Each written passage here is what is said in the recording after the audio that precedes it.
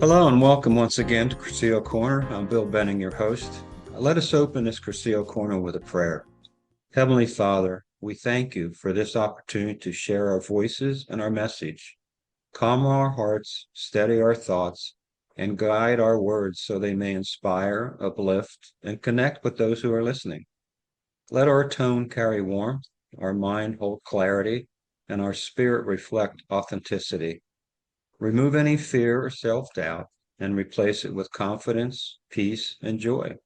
May this interview be a blessing to both our listeners, ourselves, and our guests. And may it open doors aligned with your purpose in our lives. Amen. But before we go on, let me give a shout out to WHYF 720, our Catholic radio station here in Central Pennsylvania. When you get a chance, take some time and listen to their website at 720whyf.com. Lots of useful information, national shows, plus podcasts, and local shows as well. Check it out. So if you're a member of Cursillo or not yet a member but would like more information, please go to our website at harrisburg-cursillo.org for more information. Remember, Cursillo is spelled Cursillo. I'm pleased to welcome our guest for today. Christine Leukus is a brand new Cursiesta. She made the ladies' 107th weekend. Christine, welcome to Cursillo Corner. Oh, thank you. It's a pleasure being here. Yeah, I always appreciate when someone that just made their weekends comes on because it gives a really fresh perspective of what happened. But we'll talk a little bit more about the weekend in the second segment. Now I'd like to get to know you a little bit. So if you could, can you give us a little bit about your background? Like where are you originally from? Where were you born? I was born in Reading, Pennsylvania. Grew up there. Went to high school there and married there. Had my Okay. children there. Wow. And my husband was transferred to this area, and Hmm. we moved here in 1977. When you were in Reading, did you go to a Catholic grade school or a Catholic high school? No, I No. did not. I went to public school. I had a kind of interesting religious life. My mother was Catholic, Roman Catholic, and she married someone that was divorced, so could not get married in the Catholic Church. Hmm. So she moved to the Polish Catholic Church. And we went there till I was probably in third grade. And then my father was not attending Mass there because they spoke Polish and he didn't understand or speak it. So we changed to a Lutheran church. But I attended with my aunt. I attended Catholic church quite a bit when I was a kid. And when I got engaged to my husband, who was a cradle Catholic, I just had no problems at all coming back to the Catholic Church. In Oh, fact, wow. many instances I had missed the Catholic Church quite a bit. So, Yeah. Interesting story. So was your mom Polish? yes, my mother was Polish, my father Uh-huh. German, Uh-huh. and And did it you was did you just, speak did you speak Polish? yes, my Huh? grandparents live right next door to us. So, because Awesome. of that, they all spoke Polish and they thought they were getting away with saying things they didn't want us to know. But I picked up quite a bit of it when I was a child, but not speaking it. I really couldn't speak it today. Yeah, huh? That's an awesome story. But so your mom, she was a stay-at-home mom? Yes, yes, Yeah. yes. And how many siblings do you have? I have five. Two are from my father's first marriage, Uh-huh. and I lost that brother. And I have from my natural parents, I have two sisters and a brother, and I also lost that brother. So I have a lot of sisters that keep me How informed. or in line, is it which And is it? oh no, I think I keep them in line more than they keep me in line. Do your sisters live in this area or are they still in the Reading No, area? they're still in the Reading area. They've Uh-huh. moved out of the city, Uh-huh. but they live in the predominantly close neighboring communities. Yeah. We used to get down there on a regular basis because of the outlets. Ah, But yes. I don't even think, are they even open anymore? I don't even know if they're No, I open. don't think Yeah. so. I All don't think right. so. The Yeah. big thing was jeans and socks, as I remember. You always went down there for. Now, what about Dad? What was Dad? Was he like? Was he first of all? Was he born here? Were Yeah, he grew yeah? up in the Philadelphia area, Oh, okay. and he passed away at 67. So he's gone quite a while. He was a strong man that had a good work ethic, and Mm, he was not totally religious, but he definitely was a believer. mm, So mm. What kind of work did he do? he worked for the Reading Railroad. Quite a few people in that area did, I believe. Yes, yes. In Yeah, fact, he helped get my husband a position there out of high school. Ray, my husband, worked for the Reading Railroad, and then that became Consolidated Railroad. right. And Yeah. then just before my husband retired, became Norfolk Southern Railroad. So, Mm. Now, is that what brought you to this area originally? yes, Your yes. husband working with the railroad? Yep, he worked in the Enola yards. He was superintendent of the diesel shop. He had a nice career there. Well, that's really interesting. Yeah, my dad passed away at 67 also. So when you mentioned that, it, of course, brought back a picture of him in my mind. Yeah. So now your husband's passed away? No, no, Oh, okay. he's still alive and kicking and Oh, good. quite a helper for me. Uh-huh. What type of things do you guys like to do now? Did you do any Well, traveling or? we've done quite a bit of traveling and kind of I'm a little tired of that because I get tired when I go on those 14-day excursions where we're going out every day on some kind of trip to learn something or see something.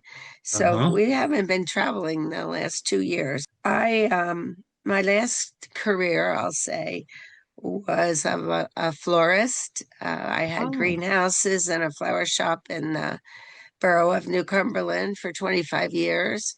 I had a great time doing that, but when I retired in 2014, I was a little bored at home. So, probably about 6 months into my retirement, I just started joining organizations, and some I had already been a part of, but I could consider myself the New Cumberland professional volunteer. So that's great. I That's good. do a lot of things in New Cumberland. Yeah. Is there a badge for that you can wear anything? Is there anything? No, no badges, no badges. I call myself the bag lady because for each of those organizations, That's great. I have a different colored bag that I keep my Oh, records in. So I joke that I'm the bag lady of New Cumberland. that's awesome. What was the address of your shop? Do you remember? Yes, that was at 526 Bridge Street, directly across the street from St. Paul's Lutheran Church. I'm We trying. had a great little business. Old I'm Town trying. Florist, What was it called?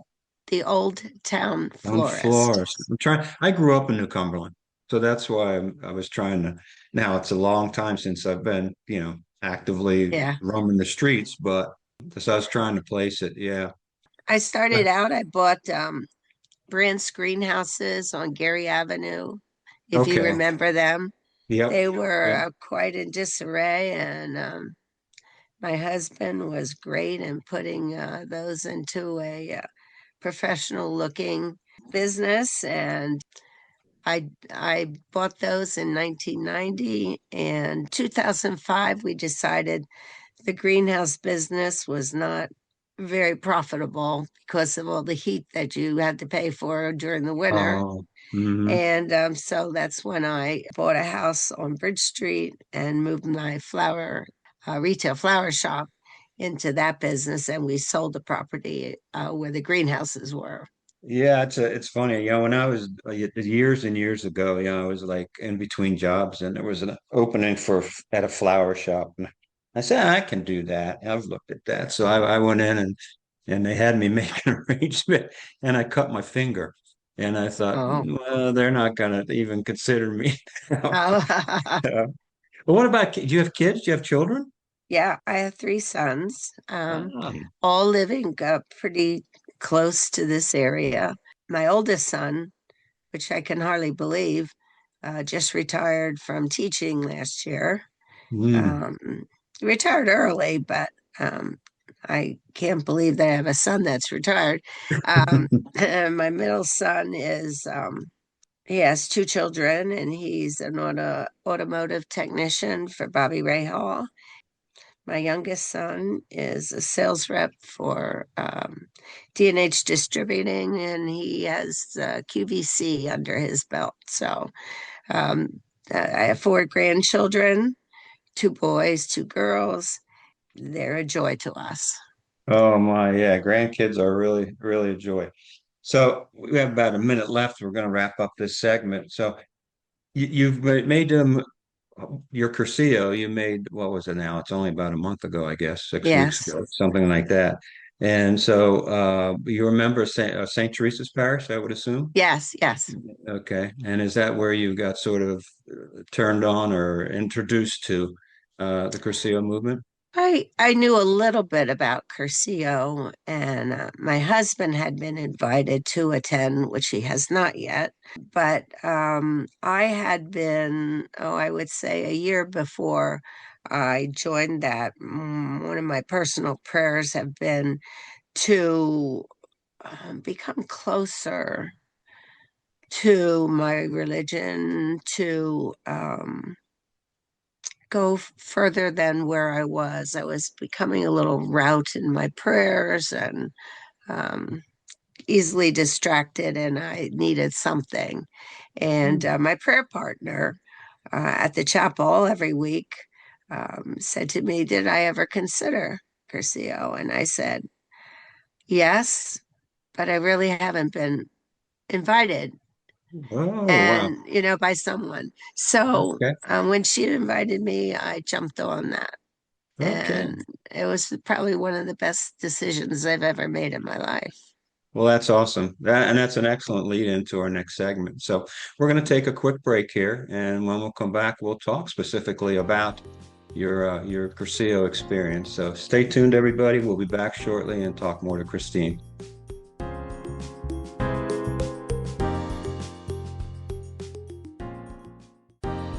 Okay, we're back now. We're talking with Christine. We want to talk now a little bit more specifically about Cursillo. So you were saying that maybe you thought your spiritual life needed a little boost, and maybe this was the way to do it. Is that correct? That's correct. And Yeah. it certainly did give me a boost. Okay. Well, now when you so and it varies between people and how they're asked. Some people it takes a long time. You're unique. I actually pursued it also. I went to somebody and said, "What is this?" And they said, "Well, how about you go and find out?" So I said, "All right, Right. I'll do that." But it's still when I walked into that building and was dropped off and walked in, I know what I felt when I was standing at that registration desk. Did you have any feelings about, what the decision that you had made? I didn't really know a whole lot about what would occur. My thoughts were this is going to be a retreat, and I'm going to learned some things that maybe needed refreshed on. I wasn't too apprehensive, but I wasn't exactly sure what was going to occur. Yeah. And that's intentional, whether you know that or not. We actually let more out of the bag now than, I'd say, 20, 25 years ago, to where Hmm. there were situations where a guy was said, "Yeah, I'm going to go." And they said, "Okay, be ready this date and drive up, pick them up, and take them and drop them off." And that's about all he knew. So it's opened up a little bit. Once you get settled in a little bit, of course, it's a silent retreat. Did you the first evening? Did you find benefit in that, in the silent retreat? Or had you been on Well, there retreat? was a lot. There was a lot to take in, and get to know the other women that I would be in the nighttime room with, and I think that my first impression going into the bedroom, was that, oh, this is like going to camp when I was a Girl Scout, you know? Yeah, yeah. Anyway, it was nice to see some people, some women that I knew, Mhm. not real well, but some that I did know well. And I was comforting, and I really wasn't too worried. Now I had to chuckle a little bit. You referred to your room as a bedroom. I mean, I know it's really, really plush accommodations, but I don't know if we consider it a bedroom. More like a campsite, like you said Yeah, before. yeah, yeah. Yeah. Well, Um, I was a little concerned about blow up mattresses, and they were quite comfortable. So mhm. I would tell anyone, don't worry about that. Oh, that's new. Now, how many were in the room with you? There were six in the room I Six of you. stayed in. Uh-huh. Yes. And that was fine. We all Mhm. had place to put our belongings, and Uh-huh. there was no problem with that. Now there was a mixture of ladies, right, from different parishes. Yes, yes, Yeah. And that give you an yes. opportunity to make some friendships and Ye- experience different things.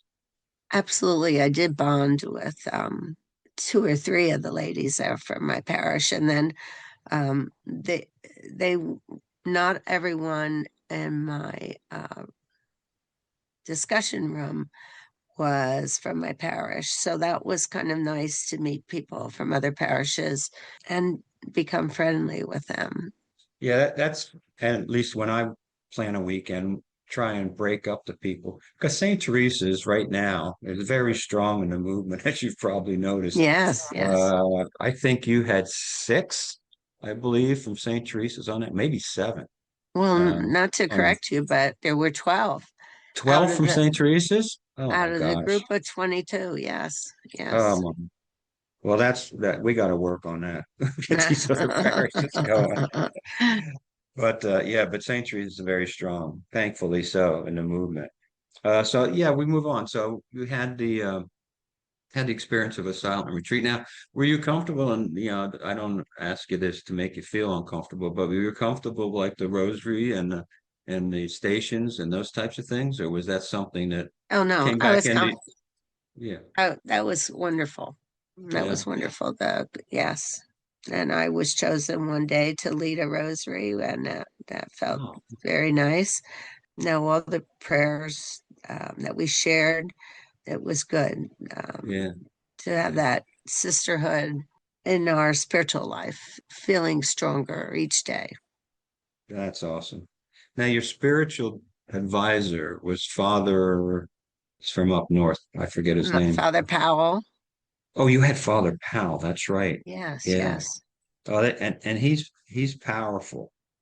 He was very, very good. I loved his soft voice and his presentation. He wasn't lofty in any of his discussions, so it was easy to understand everything that he said. He was very good. And Yeah. Deacon Kramer, too, Uh-huh. was very good. It was a good experience with both of them. Deacon Kramer, I know personally.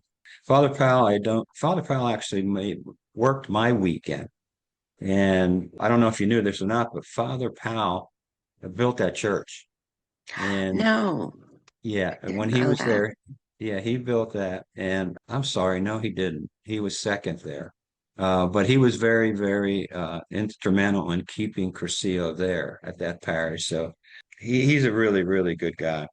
And I like the same thing about him. He's what if it's a good word to use, but he's so gentle with the Yes, way yes. that he does everything. It's just like Hmm. it brings you totally at ease and down. So it's great. Yeah, So now we move on to, all right, the next morning they got you up, let you sleep in probably and got you up eventually and assigned you to tables in the drill room. right. So how many were you at your table? There were five, one as our leader, Hmm. and two that knew at my table. So we started out, I think, being a little, I'm going to say, shy, bringing our personal thoughts to the table, but till the end of the first day, I think we were all very open with each other. Yeah.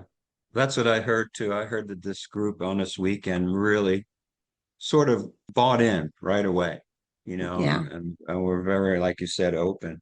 Can you remember the people at your table? They were from other parishes also, or let's see. Actually, there were three of us, four of us from St. Teresa's, and from it St. just Pete? happened to fall like that. Mm-hmm. One of them, our leader, was our spiritual director at St. Teresa's. So I think I had a bonus table because Wow. she had some great insight to many things. Do you remember her name? Who was it? Yeah, Adeline, no. Oh, heavens, yes. Okay, Yeah, yeah, Adeline's a yeah, sweetheart. She really is. yeah, I yeah. know her brother's her maiden name was Chicky Chapo. Yes, yes, yes. And she's one of 14. So yeah, so you develop some relationships there. Now, the method of the weekend talks, the Hmm. Rolos, did you appreciate those? Were they of value to you? Yes, oh, absolutely. Open our minds to thoughts maybe that and avenues of thought that we maybe didn't travel on our Mm-hmm. own, and just hearing the presenters, and then when we had our individual talks after the presenter, it was very interesting. We had one of our ladies at our table was born in Nigeria and very knowledgeable about her religion and very dedicated to her religion and to her children. Mm-hmm. She's teaching them things that she learned in Nigeria. And that was very interesting to see and hear the stories that she had to tell. Was that Naji? Yes, yes, Okay, yeah. She's from St. Catherine Drexel. She's from my yes, parish. yes, And yes, she's an yes, OBGYN. Yeah. yeah, yeah, Her stories are amazing. I just, I know. And she's she's so so, articulate. and so accomplished, but still, Yeah. again, very gentle. You know, Yes. Oh, yes. you would Yes. not know it. So, well, that's I, great. But I when I was at a see her, great table. I'll Yeah. tell her that, yeah, you said hi. Yeah, absolutely. Yeah. Absolutely. So that's great. Well, you saw her at the Ultrea. Yeah. Yes. Yeah. So that's always nice to get together with people like that again. So okay, so you pretty much. I just want to mention, have you talk a little bit about the team and specifically the kitchen crew because they were amazing. Oh my goodness. That was every meal was so special. The recipes they used were from their own kitchens, and everything was delicious, presented well, and it was so, all the meals were happy. They were all delightful. Yeah, Yeah, it was a special part of the weekend. yeah. I just want to give a shout out to them because all the women in that kitchen had never worked a weekend before. Oh I don't my know if you knew gosh. that or not. Nope, No, I didn't know that. that's the first they've done it. And when I heard that, when I walked into that kitchen at the closure and I found that out, I was just, I was knocked away because that's a tough job. That's a Oh really yeah. tough Oh, job. absolutely. And they just handle it so perfectly, so beautifully. So yeah, we're going to wrap up here in just a minute or so. So I'd just like to get your impressions of the closure. It's very touching. Mm. Surprising. Didn't know we were going to speak, but it was amazing how the whole weekend touched each one of us, and to be able to express it openly just cemented the growth that I personally had, and I think other Kirsinistas too. Well, if you could, just in a few words, if you could just say an encouragement to people to join the weekend. Oh, absolutely. I really think it's one of the best things I've ever done in my lifetime. And when I first came back, I didn't want to talk too much about what happens on the weekend, but I think everyone I spoke to, I highly encourage to join. and to become Kirstenista. It was just wonderful. It was just wonderful.